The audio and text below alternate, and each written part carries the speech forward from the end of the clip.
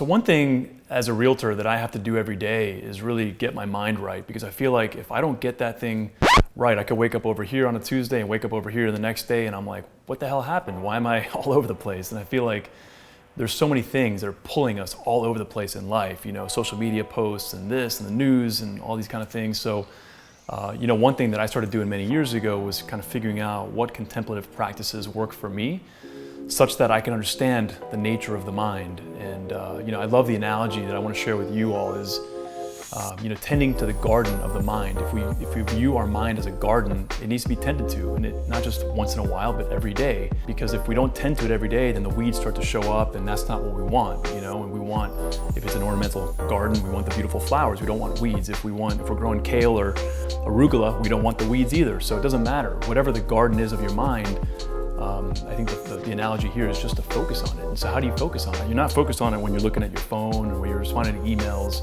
when you're always immersed in some sort of technology. And I feel like that's what we as a species need to kind of figure out and get back to a lot of the ancient traditions, a lot of the contemplative practices, both in Eastern and Western spiritual and religious traditions. And so I think the idea here is, what is it for you that resonates? Is it journaling? Is it meditation? Is it going for a walk in nature? Is it walking with your dog?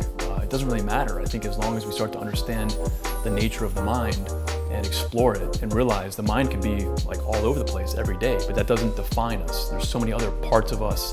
And once we start identifying and becoming equanimous with our mind and realizing what it is, it's just a signpost, it's just a guidance, but it's not who we are. And so that's been really helpful for me to kind of figure out over the years, and I just love that analogy is, let me tend to this garden every day, and the more I do it, some days I'm gonna be here, some days I'm gonna find a lot of weeds, other days I'll feel like, oh man, there's no weeds, but I'm not judging it. It just is what it is, and I'm just tending to it. And I'm just a simple, gardener at the end of the day. So hopefully that resonates with you guys, and thank you.